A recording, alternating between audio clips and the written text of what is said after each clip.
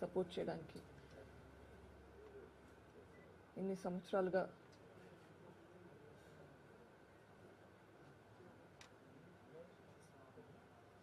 Thank all of you.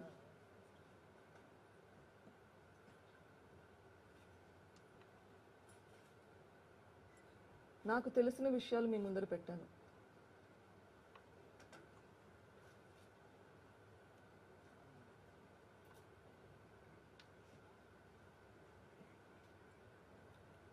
ఇది చేయటం అంత సులభం కాదు.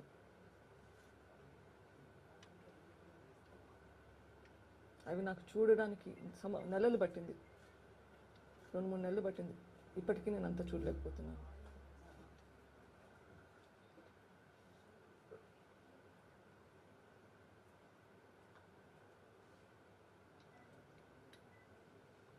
ఇది న్యాయమా?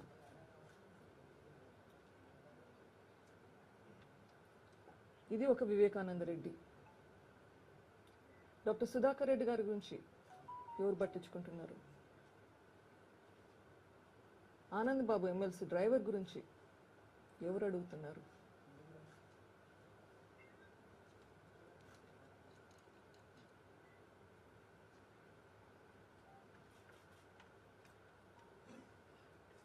ఇటువంటి జరుగుతూనే పోతూ ఉంటాయా? Should this not stop somewhere? ఇది ఎక్కడైనా ఆగాల్సిన పని లేదా?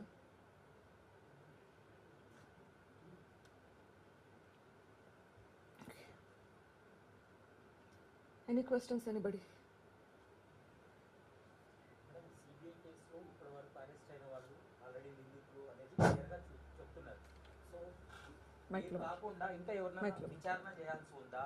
ఏమన్నా సిబిఐ స్కిప్ చేసింది అనుకుంటున్నారా?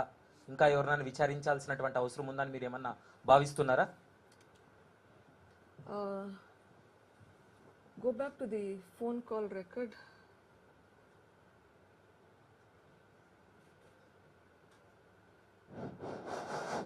Slide number 49, 48, 49.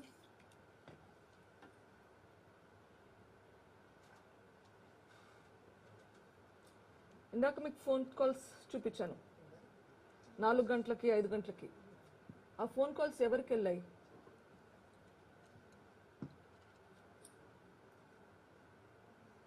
Next next next next ఆ ఫోన్ కాల్స్ ఎవరికి వెళ్ళాయి?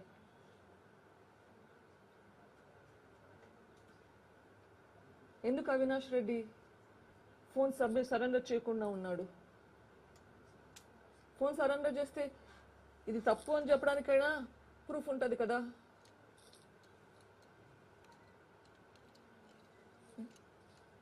అండ్ ద నెక్స్ట్ వన్, ఈ ఫోన్ కాల్స్, ఆ 2 స్లైడ్స్లో ఉన్న ఫోన్ కాల్స్ ఎవరికి వెళ్ళాయి? ఆ మధ్యలో ముందు వెళ్ళండి, ఇంకా ముందుకు వెళ్ళండి, పైకి వెళ్ళండి, పైకి వెళ్ళండి. Next next next next you going back forward. Yeah, stop they. So ఇవి అవినాష్ గంగిరెడ్డికి అని తెలుస్తుంది. మై అజంప్షన్ ఇస్ ఇవి హత్య చేయిస్తుండగా డ్యూరింగ్ ద ప్రాసెస్ జరిగిన కాల్స్ అని నేను అనుకుంటున్నాను. Live transmission. ఆ మధ్యలో మిగిలిన కాల్స్ ఎవరికి వెళ్ళాయి? 155 again I think I have an explanation. 2 గంటలప్పుడు కాల్ ఎవరికి వెళ్ళింది? 2 గంటల 4 నిమిషాలు. Next slide.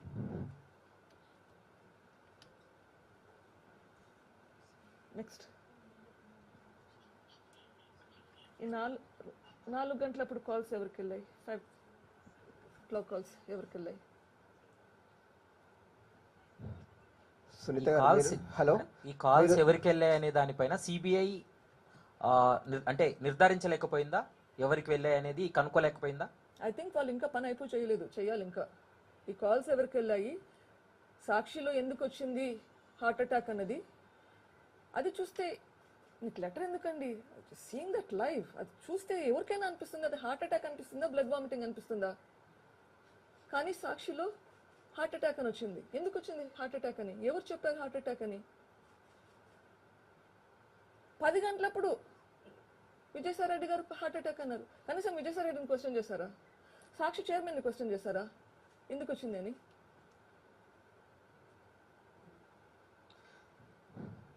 2019 నుంచి మీరు అనేక సార్లు ప్రెస్ మీట్ పెట్టారు మేడం. ఇక్కడ సునీల్, 2019 నుంచి మీరు అనేక సార్లు ప్రెస్ మీట్ పెట్టారు, అనేక సార్లు వివరణ ఇచ్చారు దీని మీద. కానీ ఇన్ని వీడియోస్, ఇంత మెటీరియల్ అప్పుడు ఎందుకు చూపించలేదు? ఇన్ని సంవత్సరాల తర్వాత, దట్టు కేసు కోర్టులో కొనసాగుతున్న నేపథ్యంలో ఇప్పుడు మీరు ఈ వీడియోస్ని చూపించడం గల ప్రధాన కారణం ఏంటి? అసలు మీకు ఈ వీడియోస్ ఎక్కడి నుంచి వచ్చాయి? సిబిఐ దగ్గర నుంచి తీసుకున్నారా? చార్జ్ షీట్లో అయితే ఈ వీడియోస్ ఎక్కడా కూడా లేవు. మరి ఈ వీడియోస్ ఎక్కడున్నా? మీరు సెల్ ఫోన్లో షూట్ చేయించారా? ఎట్లా వచ్చాయి మీకు ఈ వీడియోస్? చెప్పండి, దాని క్లారిటీ ఇవ్వండి ప్లీజ్. జూన్ 30th సిబిఐ వాళ్ళు ఛార్జ్ షీట్ ఫైల్ చేశారు. దాంట్లో ఇంకా ఎక్స్ట్రా ఇన్ఫర్మేషన్ ఉంది, కావాలా అని అడిగారు అక్యూస్డ్. ఆ ఇన్ఫర్మేషన్ అక్యూస్డ్తో పాటు నాకు కూడా షేర్ చేశారు. నవంబర్ 2023 నవంబర్లో నాకు షేర్ చేశారు. 4 టెరాబైట్ 2 TB హార్డ్ డిస్క్స్లో షేర్ చేశారు నవంబర్ నుంచి. మెజారిటీ ఇన్ఫర్మేషన్ దీంట్లో వచ్చిండేది దాంట్లో నుంచి. సో ఇంత ఇన్ఫర్మేషన్ అప్పట్లో నా దగ్గర కూడా లేదు, ఎక్సెప్ట్ సాక్షి వాళ్ళది రిపోర్టర్ నుంచి తెచ్చిన వీడియో అని చెప్పాను తప్ప ఇవన్నీ అంతకుముందు నాకే తెలియదు. ఓకే, నవంబర్ నుంచి కొన్ని వీడియోస్ పెట్టాను మీకు. నాకు అది చూసే ధైర్యం చాలట్లేదు. అప్పుడు కొంచెం చూసి ఆఫ్ చేసేస్తాను. ఇంకా నేను పూర్తిగా చూడలేదు. ఇంకా చూస్తే ఏమేమి వస్తాయో. ఆ ఫోటోలు కానీ ఆ వీడియోలు కానీ అన్నీ ఈ నవంబర్ ప్రొవైడ్ చేసిన డేటాలో. సో ఎస్, ఇంతకుముందు నాకు తెలియని కూడా తెలియదండి మీరు అడిగిన దానికి సమాధానం. ఇంతకు మీరు ఏం క్లారిటీ ఇవ్వాలని? సిబిఐ దర్యాప్తు సరిగా సాగట్లేదని చెప్తారా, లేకపోతే కోర్టులో న్యాయం జరగట్లేదని చెప్తారా? అదొక క్లారిటీ ఇవ్వండి. సిబిఐ దర్యాప్తు సరిగా ఉందా లేదా? లేదు, కోర్టులో మీకు న్యాయం జరగట్లేదు. ఎందుకంటే ఆల్రెడీ మీరు సుప్రీంకోర్టుకి వెళ్ళారు, హైకోర్టులో నడుస్తుంది. ఇన్ని కోర్టులు ఉన్నప్పుడు మీరు పదే వీటిని వివరిస్తున్నారు కదా, ఇంతకీ ఎక్కడ న్యాయం జరగట్లేదు మీకు అది చెప్పండి. సిబిఐ ఇంకా చేయాల్సిన పని ఉంది. ఒత్తిడి వల్ల ఆపేశారు అని నేను అనుకుంటున్నాను. అది నా allegation. This is no proof. Okay, ఇంకా చేయాల్సింది ఉంది. 5 సంవత్సరాలు అయింది, ఇంకా కోర్టులో న్యాయం జరిగిందా మీరు చెప్పండి. ఇంత ఇన్ఫర్మేషన్ పెట్టుకొని ఇంకా ఎన్ని సంవత్సరాలు వెయిట్ చేయాలి న్యాయం కోసం? ఇదంతా తెలియదు. ఒక్కొక్కరు ఒక్కొక్కటి అంటారు, వీళ్ళు చేశారు వాళ్ళు చేశారు అని చెప్పి. ఇన్ఫర్మేషన్ అయితే ఉంది. ఇన్ఫర్మేషన్ తెలియకనో లేకపోతే కవరప్ చేయాలనో ఎవరైనా ఏమైనా అనొచ్చు. ఇది చూశాక దీన్ని కాంట్రడిక్ట్ చేసేదానికి అబద్ధాలు, కనీసం దీని వెనకాల ఉండే అబద్ధాలన్నీ పోతాయి. Reality will come out. ప్రజలకు తెలుస్తుంది. ప్రజా తీర్పు అని అడుగుతున్నాను. ఎందుకు? సో దట్ ప్రజలు ఓట్లు వేసేటప్పుడు డిసైడ్ చేసుకుంటారని చెప్పి. నేను ప్రజా తీర్పు అని అడిగి ఆ ఇన్ఫర్మేషన్ ఇవ్వకుంటే నాలెడ్జ్ లేకుంటే డిసిషన్ ఎట్లా చేస్తారు?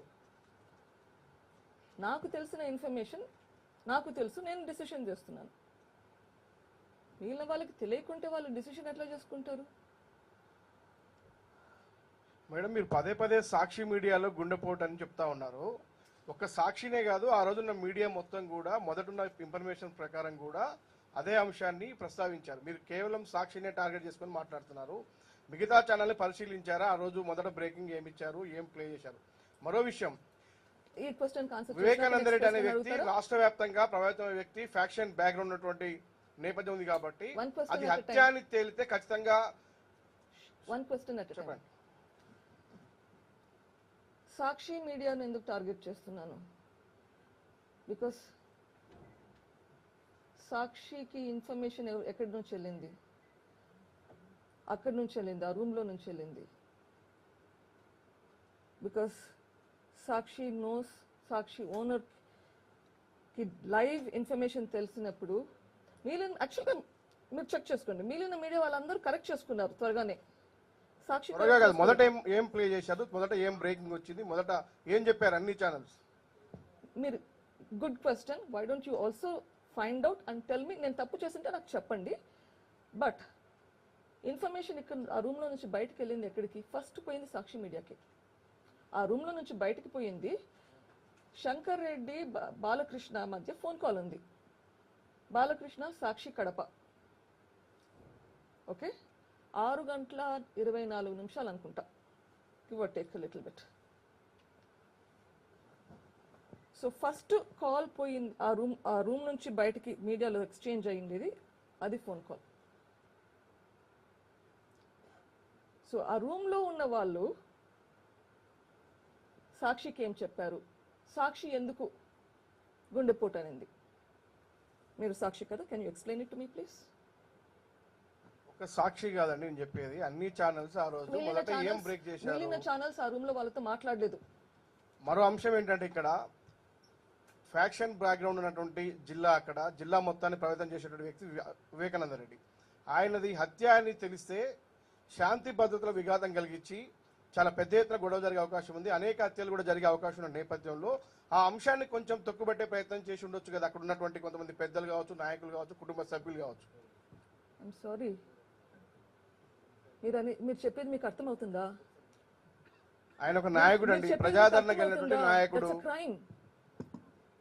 That's a crime. Law and order అండి, శాంతి భద్రతలండి. పోలీస్ని అదమదొక్కి క్లీన్ చేస్తే అది శాంతి భద్రత ఇష్యూ. ఇట్లా జరిగింటే శాంతి భద్రత చూసుకోవాల్సింది పోలీస్ బాధ్యత, కానీ ఇక్కడ పోలీస్నే థ్రెటన్ చేశారు. మీరు అడిగేది మీకు అర్థమవుతుందా? అక్కడ ఉండే సర్కిల్ ఇన్స్పెక్టర్ని బెదిరించి క్లీన్ చేయించారు. మేడం, ఫస్ట్ దస్తగిరి అరెస్ట్ అయిన తర్వాత 164 స్టేట్మెంట్లో చాలా క్లియర్గా ఎర్రగంగిరెడ్డి లోపడున్నాడు, ఆ తలుపులు పలగొట్టారని చెప్తున్నారు. ఆ తలుపులు అసలు సీక్రెట్గా రిపేర్ చేయాల్సినటువంటి అవసరం ఎందుకు వచ్చింది? ఆ తలుపులు అసలు ఎవరు పలగొట్టారు? అసలు ఎర్రగంగిరెడ్డి లోపల ఉన్నాడా? ఇదంతా క్లారిటీ ఇవ్వలేదు మీరు. దస్తగిరి 164 స్టేట్మెంట్లో పగలు కొట్టారని రాశారా, లోపలికి తీసుకెళ్లాడని రాశారా? కొంచెం మళ్ళీ చదువుతారా? ఉంటే మీ దగ్గర 164 స్టేట్మెంట్ ఉన్నట్లుగా ఉంది, రాసుకున్నది. లేదు మేడం, మీరు దస్తగిరి 164 స్టేట్మెంట్లో దయచేసి కొంచెం చదవండి. గంగిరెడ్డి ఆల్రెడీ లోపల ఉన్నాడు, వీళ్ళని లోపలికి తీసుకెళ్లాడు, పగలగొట్టడం జరగలేదు. గంగిరెడ్డి నాన్నకు తెలుసు కాబట్టి, వివేకానంద రెడ్డికి తెలుసు కాబట్టి దర్జాగా లోపలికి వచ్చాడు, లోపల నుంచి పిలుచుకొచ్చారు, పగలగొట్టలేదు. తలుపులు అస్సలు పగలగొట్టలేదు. మీకు ఎక్కడి నుంచి ఇన్ఫర్మేషన్ వచ్చిందో కొంచెం వెరిఫై చేసుకోండి. Madam, Suresh madam, big TV. ఇక్కడ మేడం, వైఎస్ సిస్టర్ విమలమ్మతోని మీకు ఎలాంటి రిలేషన్ ఉంది? ఆ గతంలో మద్దతు కానీ మీకు తెలపడం ఏమైనా చేసిందా? ఇప్పుడు ఎలాంటి రిలేషన్ ఉంది మేడం?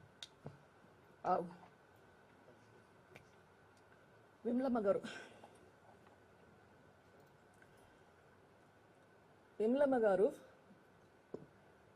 ఒకానొక అక్క కానీ చెల్లి కానీ, depending on who it is, 5 అబ్బాయిలు 1 అమ్మాయి, గారాభంగా పెంచారు.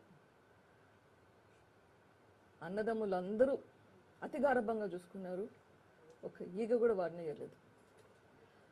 ఆమె గురించి ఏదన్నా చెడుగా మాట్లాడాలంటే చనిపోయిన వివేకానంద రెడ్డి, రాజశేఖర రెడ్డి బాధపడతారని చెప్పి మాట్లాడకూడదు అనుకున్నాను, ఎందుకంటే అంత బాగా చూసుకున్నారు.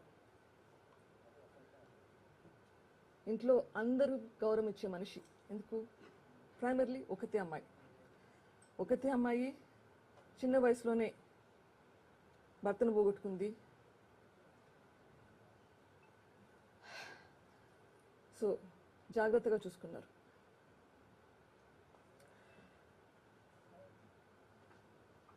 కొన్ని అంశాలు నిన్న మీటింగ్లో మెన్షన్ చేసింది. ఐ థింక్ మొత్తం ఆ ఇంటర్వ్యూ 20 నిమిషాలు అనుకుంటా. దాంట్లోనే ఎన్ని కాంట్రడిక్షన్స్, ఎన్ని అబద్ధాలు ఉన్నాయో మీకే తెలుస్తుంది.